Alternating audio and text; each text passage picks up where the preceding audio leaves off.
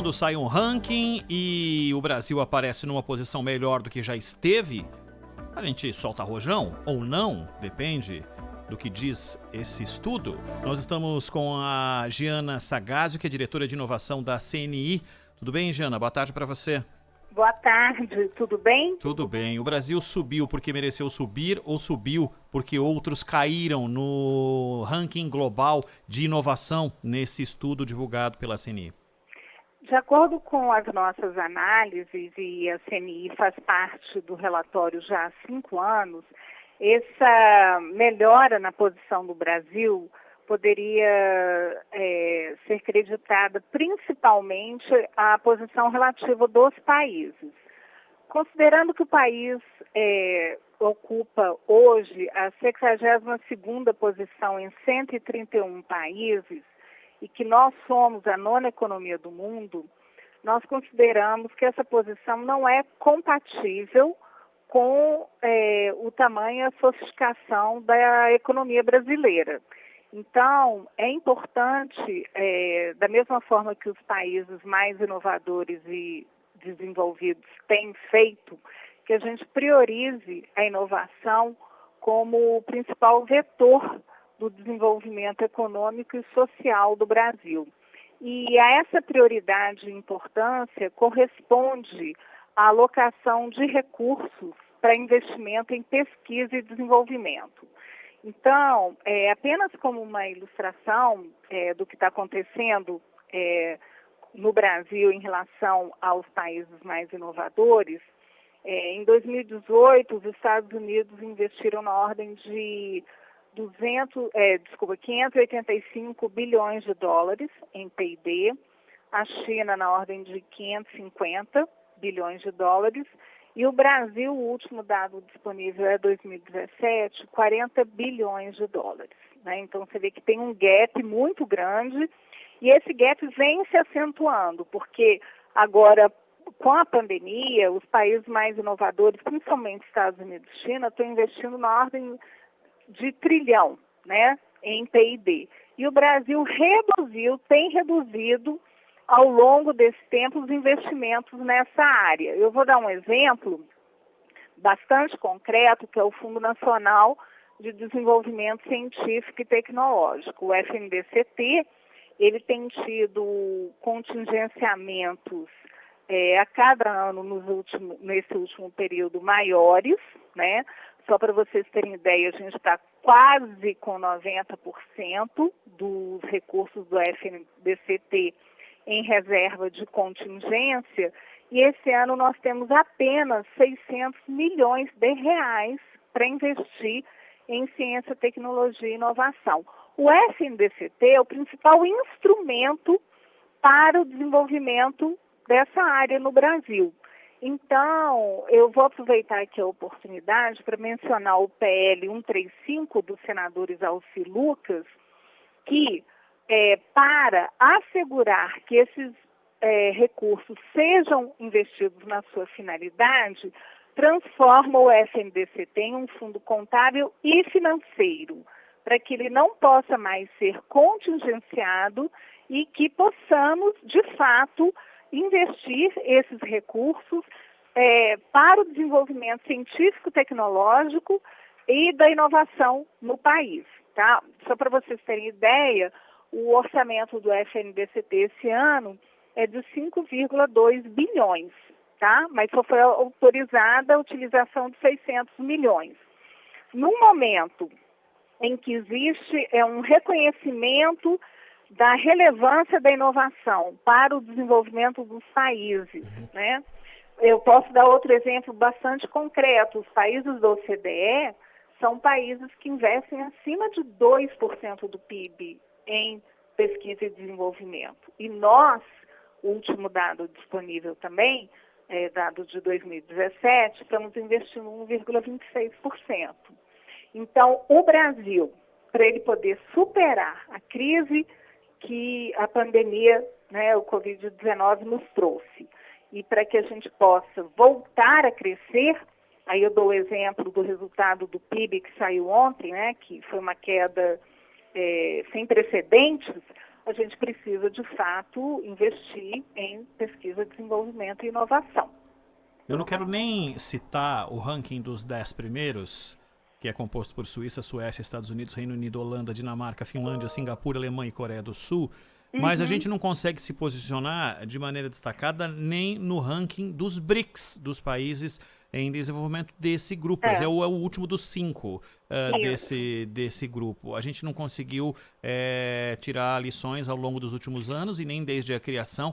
Ou seja, caminhando paralelamente a esses países, a gente não evoluiu nada.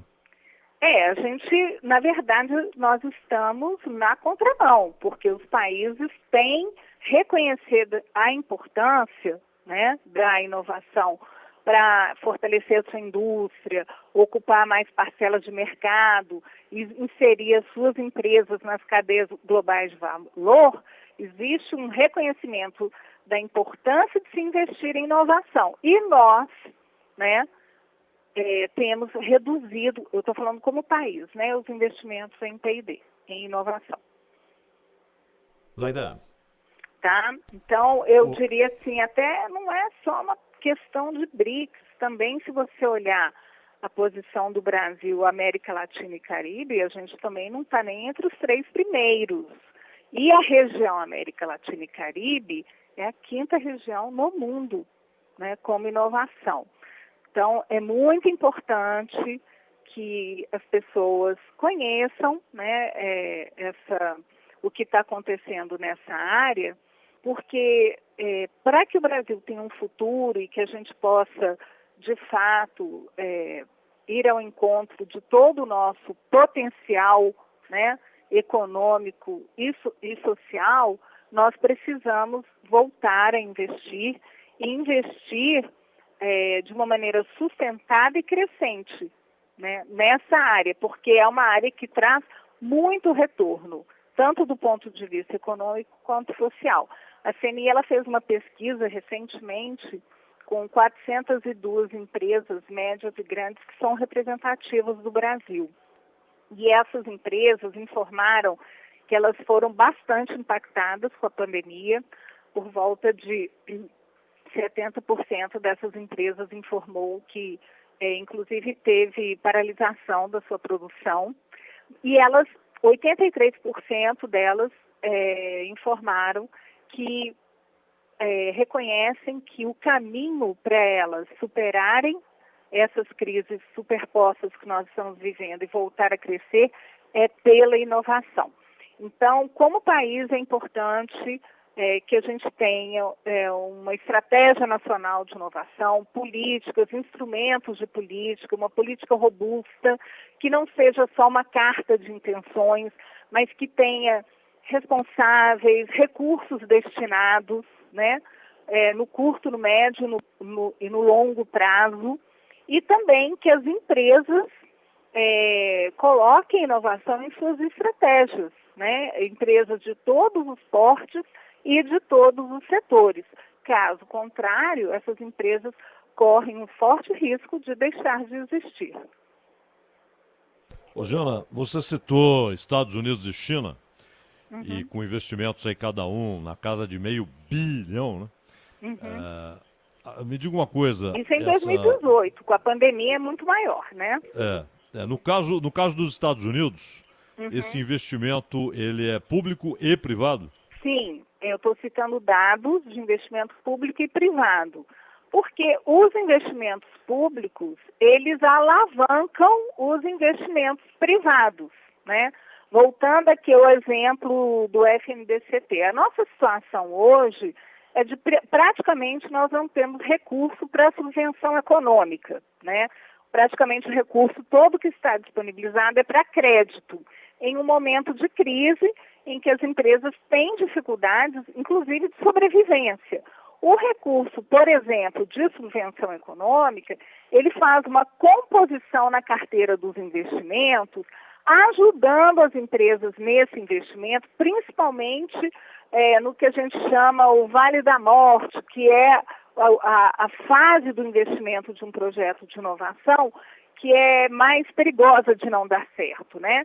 Então, isso é conhecido, né, no mundo inteiro, e os países, como política de país, eles ajudam as empresas nesse momento, colocando, por exemplo, subvenção econômica, mas a gente também pode falar de compras públicas, tá certo?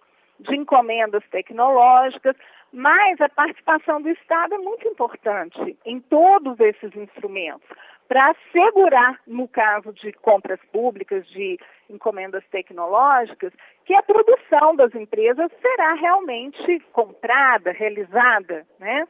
Então, é sempre uma articulação muito produtiva entre as empresas e o governo e a academia. A gente precisa que essa interação, essa articulação seja cada vez mais forte, né? E todas essas áreas trabalhando com o mesmo objetivo, que é o de desenvolver o nosso país e, de fato, criar bons empregos, empregos de qualidade, sem que as pessoas dependam de um auxílio, né?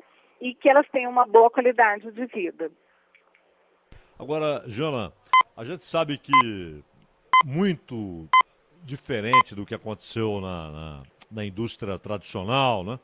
Porque, claro, o que os ingleses fizeram desde o final do século XVII, a Holanda, países que investiram na Revolução Industrial, e é claro que havia uma gigantesca distância entre os países desindustrializados e aqueles que tinham já um parque industrial modernizado, etc.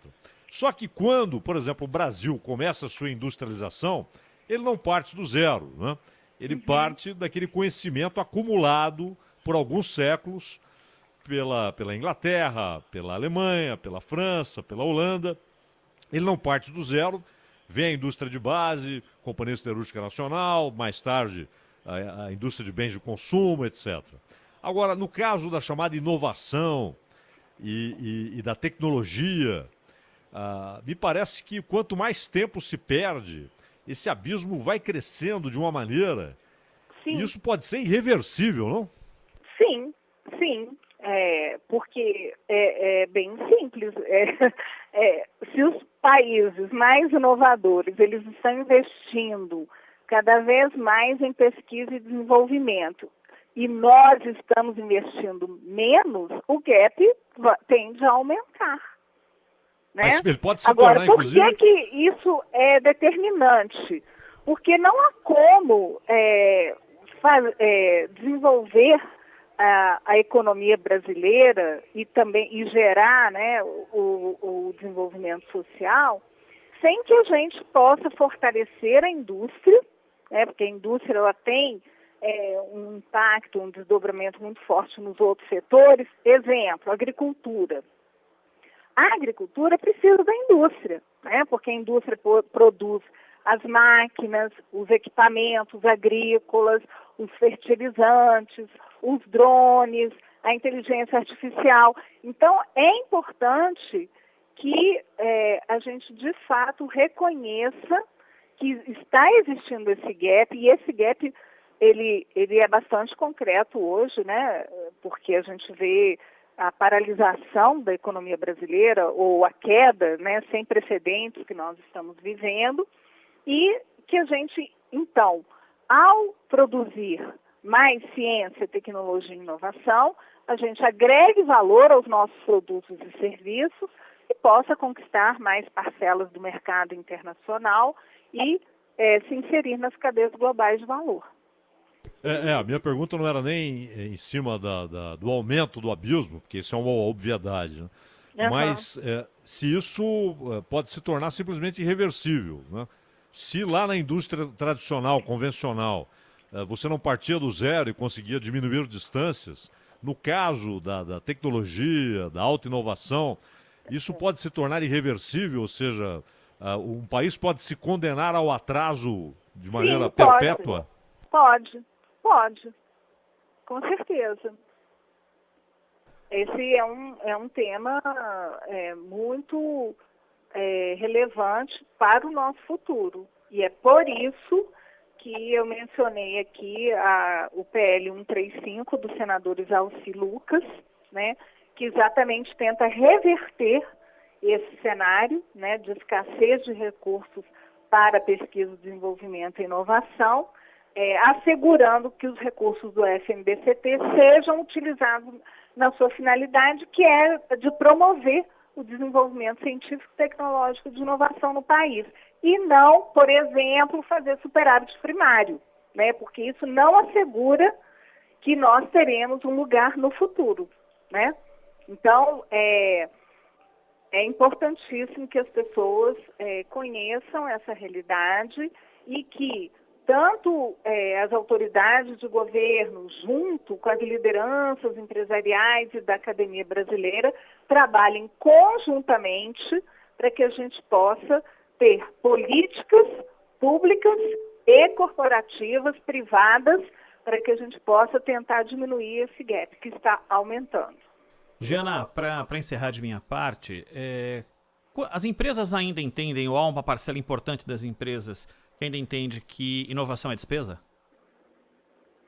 Olha, muitas empresas, eu diria, não. Eu acabei de citar aqui uma pesquisa nossa recente, em que as empresas, 83% das empresas, declararam que elas entendem que a inovação é o caminho para elas superarem a crise da pandemia, a crise econômica, né? Mas elas as que relutam... mas muitas delas não sabem como fazer a inovação.